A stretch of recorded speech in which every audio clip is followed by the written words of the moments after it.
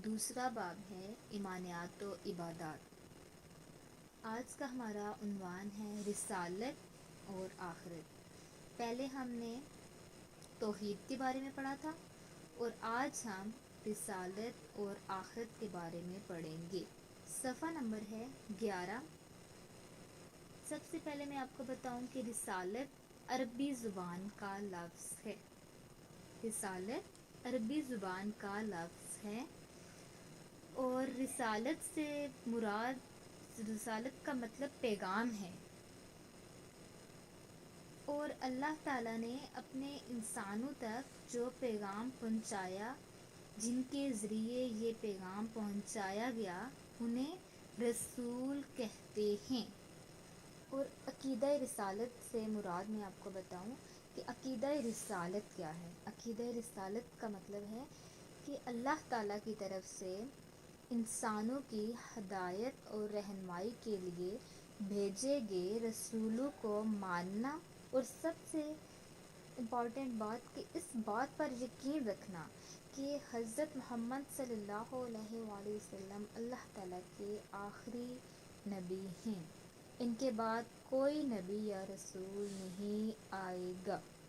اللہ تعالیٰ نے ہر امت کی ہدایت اور رہنمائی کے لیے وقتاً فوقتاً ان کی طرف رسول بھیجے، اور تمام رسولوں نے اپنی اپنی امت کو توحید کا درس دیا۔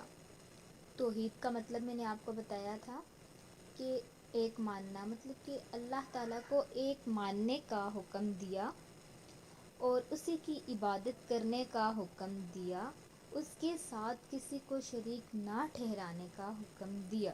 یہ انہوں نے توحید کا درس دیا ہے اپنی اپنی امت کو۔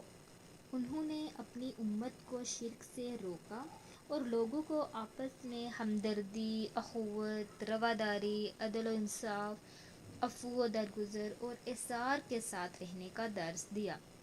مطلب کہ اخوت، بھائی چارہ، اور آپس میں عدل و انصاف کے ساتھ رہیں، عفو و درگزر مطلب کسی کی چھوٹی چھوٹی غلطیوں کو معاف کر دینا، نظر انداز کر دینا، اور ایثار، قربانی، کہ ایک دوسرے کے سکھ دکھ میں اس کے ساتھ شریک ہونا۔ اب ہم پڑھیں گے آخرت کے بارے میں۔ عقیدہ آخرت سے کیا مراد ہے؟ عقیدہ آخرت ہمارے ایمان کے بنیادی عقائد میں سے ایک ہے۔ عقیدہ آخرت سے مراد اس بات پر ایمان لانا ہے کہ یہ زندگی عارضی ہے، یہ جو ہم زندگی بسر کر رہے ہیں یہ عارضی ہے، ایک دن اسے ختم ہو جانا ہے۔ اللہ تعالیٰ یہ دنیا اور اس کی تمام چیزیں ایک دن ختم کر دے گا۔ یہ تھی ہماری آج کی پڑھائی۔ پہلے ہم نے عقیدہ توحید کے بارے میں پڑھا تھا اور آج رسالت اور آخرت کے بارے میں پڑھا ہے۔ صفحہ نمبر 12 پہ جو خالی جگہ ہیں وہ میں نے آپ کو ہوم ورک دیا تھا۔ مجھے امید ہے کہ یہ آپ نے گھر کا کام کیا ہوگا، اپنی کتاب پر خالی جگہ حل کی ہوں گی۔ اس کے بعد 2 سوال تھے، مجھے امید ہے کہ آپ نے یہ اپنی کاپی پر لکھے ہوں گے اور یاد بھی کیے ہوں گے۔ سوال نمبر 1 تھا، عقیدہ توحید سے کیا مراد ہے؟ تو آپ نے یہ یاد کیا، آتا ہے آپ کو عقیدہ توحید سے کیا مراد ہے؟ اوکے، اس کے بعد ہے سوال نمبر 2، سورۃ الاخلاص کا ترجمہ لکھیں۔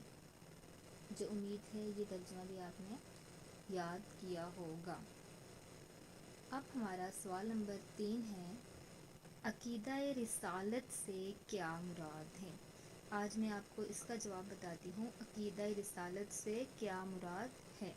عقیدہ رسالت سے مراد اللہ تعالیٰ کی طرف سے انسانوں کی ہدایت اور رہنمائی کے لیے بھیجے گئے رسولوں کو ماننا، اور اس بات پر سچے دل سے یقین رکھنا کہ حضرت محمد صلی اللہ علیہ وآلہ وسلم اللہ تعالیٰ کے آخری رسول ہیں، ان کے بعد کوئی نبی یا رسول نہیں آئے گا۔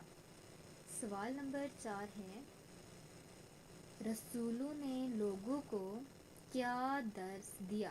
تو اس کا جواب آپ دیکھیں، رسولوں نے لوگوں کو توحید کا درس دیا. جو اللہ تعالیٰ نے ہر امت کی طرف رسول بھیجے تھے، ان رسولوں نے اپنی اپنی امت کو کس کا درس دیا؟ توحید کا درس دیا. میں نے آپ کو بتایا تھا توحید کیا ہے. توحید کا مطلب ہے ایک ماننا، مطلب کہ اللہ تعالیٰ کو ایک ماننا، صرف اسی کی عبادت کرنا، اس کے ساتھ کسی کو شریک نہیں ٹھہرانا. اس کے بعد ہمارا 5واں اور آج کا آخری سوال ہے، عقیدہ آخرت سے کیا مراد ہے؟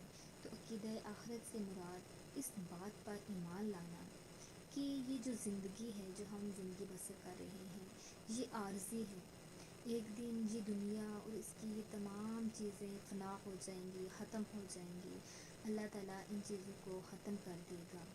تو ہمارا یہ عقیدہ پختہ ہونا چاہیے کہ ایک دن آخرت آئے گی، یہ جو دنیا ہے یہ ختم ہو جائے گی اور تمام انسان مر جائیں گے اور انہیں اس زندگی کے بعد ایک دوبارہ دوسری زندگی عطا کی جائے گی، انسانوں کو دوبارہ زندہ کیا جائے گا.